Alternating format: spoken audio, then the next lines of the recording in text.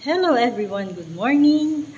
God's word for today is found in James chapter 5 verse 16. It says, "Confess your faults one to another and pray one for another, that ye may be healed.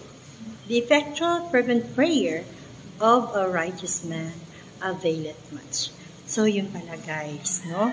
Kapag tayo ay nagkasala sa isang tao guys, una nating puntahan guys upang tayo ay magsabi ng sorry sa Kanya ay ang Panginoong Diyos, no?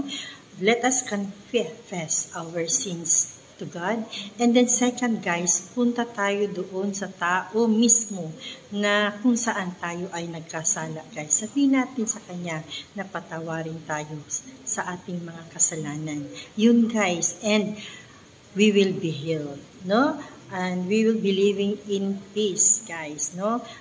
Mamumuhay tayo na may peace sa ating pag-iisip at sa ating mga puso. Yun, guys, ang sikreto upang tayo ay mabuhay ng masaya, mabuhay ng mapayapa, mabuhay na peaceful, no? Ang ating isipan at ang ating mga puso. Yun, guys, no? Sa lahat ng ating mga kasalanan, i-confess natin sa Panginoon. Pangalawa, doon kung saan